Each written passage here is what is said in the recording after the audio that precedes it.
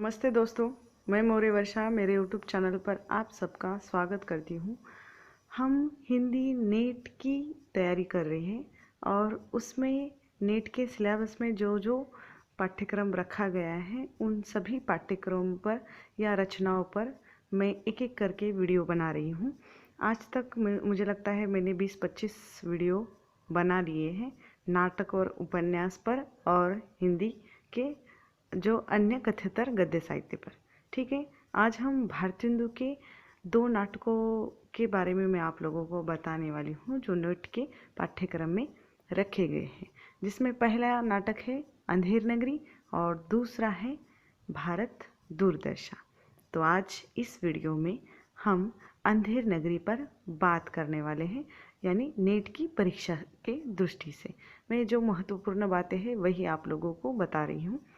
ठीक है, तो चलिए अंधेर नगरी इस नाटक को देखते हैं। अंधेर नगरी यह नाटक भारतेंदु का मौलिक नाटक है और 1881 में प्रकाशित है। ठीक है, इस नाटक का जो रूप है ये एक प्रहसन है और इस नाटक की जो एक खास बात है वह है भारतेंदु ने यह नाटक एक ही रात में लिखा है। वह इसलिए कि हिंदू नेशनल थिएटर नामक एक रंग संस्था का आरंभ हुआ था तत्कालीन समय में और इसीलिए इसी थिएटर के लिए उन्होंने इस नाटक का निर्माण एक ही रात में एक ही बैठक में किया था। ये इसकी खास बात है। ठीक है, भारतेंदु ने जितने भी नाटक लिखे हैं मौलिक, उन मौलिक नाटकों में से अगर चंद्रावली नाटक जो उनका मौलिक नाटक है उसको अगर छोड़ दिया गया तो सभी नाटक भारतेंदु के जो नाटकों के विषय है वे नाटकों के विषय देश की दुर्दशा पर है। ठीक है, नाटक कथा चाहे कहीं से भी ली गई हो या पुराण से या इतिहास से, लेकिन किंतु इस नाटक का जो स्वर है वह आधुनिक रहा है। यह नाटक व्यंग्य प्रधान नाटक है। हास्य व्यंग्य के माध्यम से भारतेंदु ने अंग्रेजी शासन की दुर्व्यवस्था और न्याय के ढोंग का पर्दाफाश किया है। अब इस नाटक में 6 दृश्यों में इसकी कथावस्तु विभाजित है। कथावस्तु देखने से पहले मैं आप लोगों को नाटक के विषय बता दूंगी, क्योंकि परीक्षा में हमें पूरा थ्योरी टाइप पूछा नहीं जाएगा, कथावस्तु पूछी नहीं जाएंगी। सिर्फ हमें उस नाटक का जो मूल विषय है वो हमें अगर एक बार ज्ञात हो गया तो हम नाटक पर आए हुए प्रश्नों को आसानी से हल कर पाएंगे। ठीक है, नाटक के विषय इस तरह है। उसमें पहला है अंग्रेजी शासन की दुर्व्यवस्था और न्याय के ढोंग का पर्दाफाश नाटककार ने इस नाटक के माध्यम से किया है। और दूसरा है माल विज्ञापनों के जरिए या बाजार के जरिए व्यवस्था की कुरूपता का भी चित्रण हमें इस नाटक के माध्यम से देखने को मिलता है। तीसरा है अंग्रेजों के समय में सामाजिक और व्यावसायिक स्थिति का जो वर्णन है उन्होंने इस नाटक के माध्यम से किया है।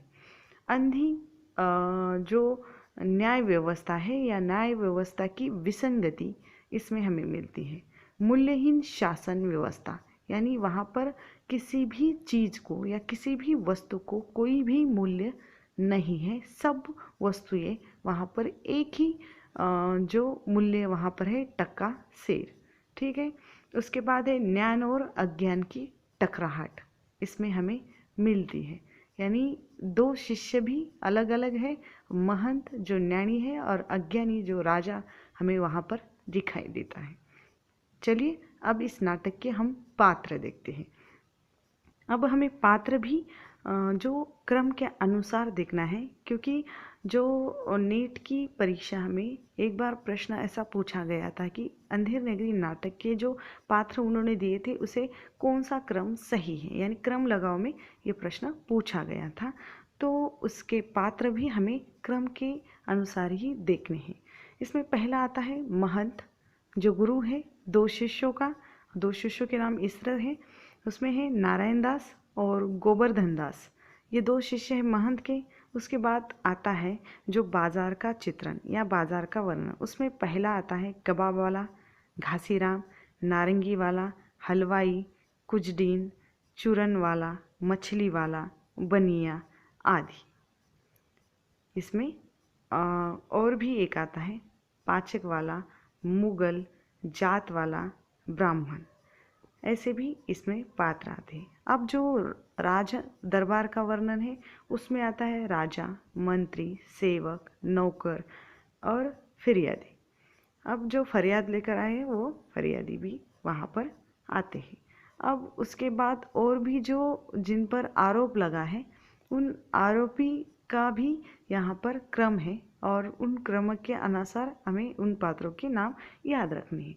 उसमें आता है पहला कल्लू, जो कल्लू के बाद कल्लू कारागिर, फिर चुनने वाला, भिश्ती, कसाई, गडेरिया, कोतवाल आदि नाम है। अंत में कोतवाल को जब सज़ा सुनाई जाती है तो फिर ये गोवर्धन दास पर आ जाती है। फिर उसमें पहला प्यादा है और गुरु जो पात्र बाद में आए हैं वो महंत ही है। ठीक है, अब इस नाटक की जो संक्षिप्त में मैं आप लोगों को कथा वस्तु बता देती हूँ। वैसे नाटक आप लोगों ने कहीं से सुना होगा, अंधेर नगरी चौपट राजा। तो कथा वस्तु मैं आप लोगों को बता देती हूँ। उसमें है पहला जो दृश्य है, पहले दृश्य में महंत अपने दो शिष्यों के साथ अंधेर नगरी में आया है और एक जो शिष्य पश्चिम से और एक पूरब से दोनों अंधेर नगरी में प्रवेश करते हैं। पूरब से जो प्रवेश करता है वो है नारायण दास और पश्चिम से जो प्रवेश करता है वो है गोवर्धन दास। अब गोवर्धन दास जिस द्वार से वो प्रवेश करता है पश्चिम से, तो वहाँ वो बाज़ार में चला जाता है और पूरब से जो नारायण दास प्रवेश करता है तो वो गांव या शहर में वहाँ पर जाता है।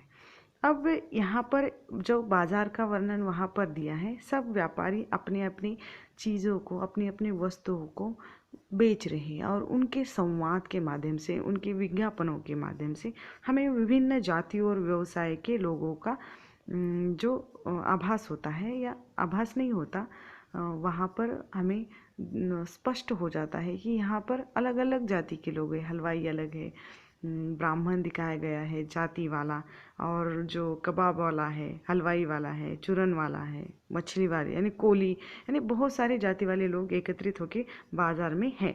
और उनकी पद्धतियाँ, बेचने की जो पद्धति है और विज्ञापन, उनके संवाद, उनके बोलचाल, उनके विधानों के द्वारा हमें पता चलता है कि वहाँ की शासन व्यवस्था कैसी है। यानी अंधेर नगरी की जो शासन व्यवस्था है वो नाम की तरह ही अंधी है। न्याय व्यवस्था की भी हमें वहाँ पर जो पता चलता है उसमें ये दिखाया गया है कि बाज़ार में सब चीज़ें, उसमें कोई श्रेष्ठ, कनिष्ठ या कोई हीन, सामान्य, विशिष्ट ऐसा नहीं है। मूल्यहीन और मूल्यवान सभी चीज़ें वहाँ पर एक ही भाव में, एक ही मूल्य में जो बेची जा रही है, उसमें टक्के सेर भाजी, टक्के सेर खाजा। ठीक है, अब दरअसल इस जो दृश्य में आया है उसमें अंध व्यवस्था का जो वर्णन लेखक ने किया है।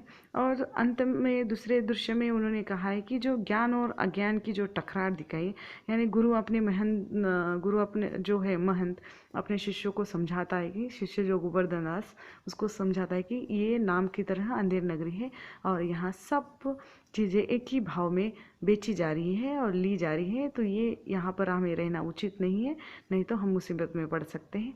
अच्छा है कि यहाँ से चले जाए।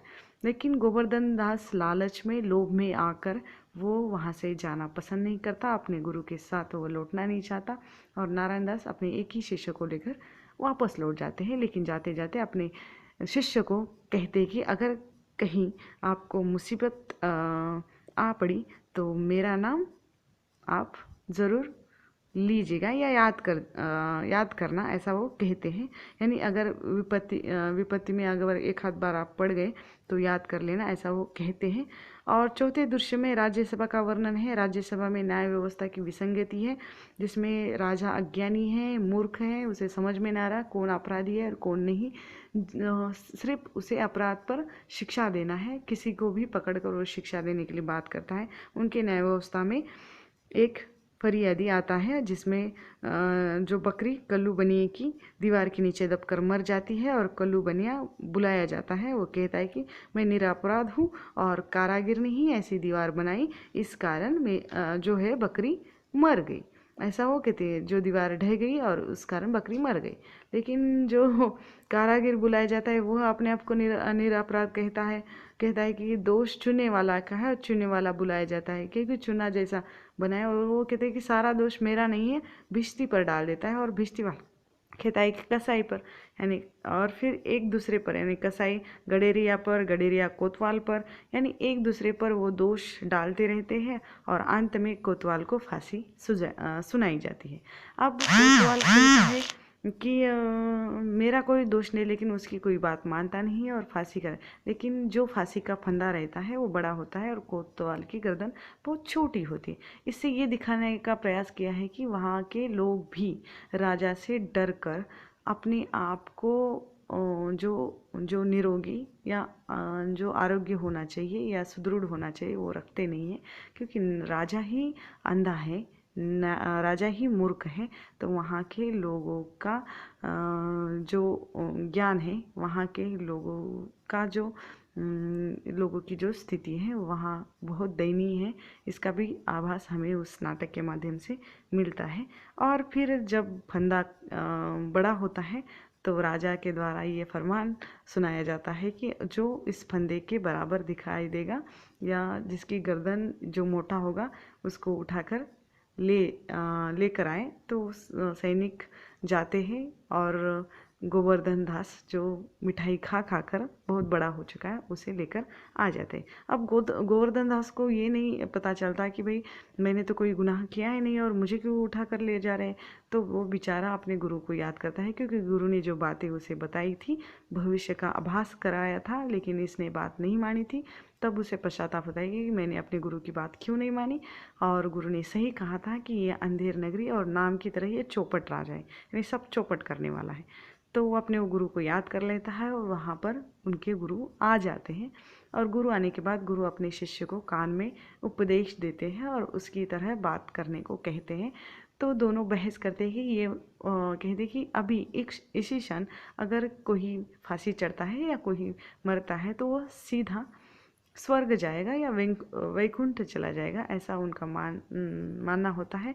और राजा को वो मूर्ख बनाते हैं। सब वहाँ के जो सैनिक है, जो मंत्री है, वो कहते हैं कि मैं चढ़ूँगा फांसी, और राजा कहता है कि राजा हो तो मैं फांसी चढ़ूँगा।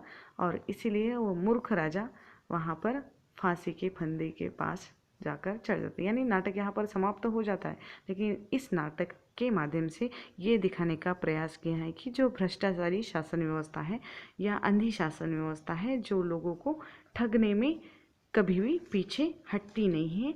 और इस सामंती व्यवस्था, राजनीतिक व्यवस्था और भ्रष्टाचारिता, जो सत्ता की विवेकहीनता है, सत्ता कैसी करना चाहिए ये भी इनको पता नहीं है, सत्ताधारी की जो मानसिकता है, विकृतियाँ हैं, इसका आभास इस नाटक के माध्यम से भारतीय हिंदू ने इन लोगों का पर्दाफाश करने की कोशिश की है।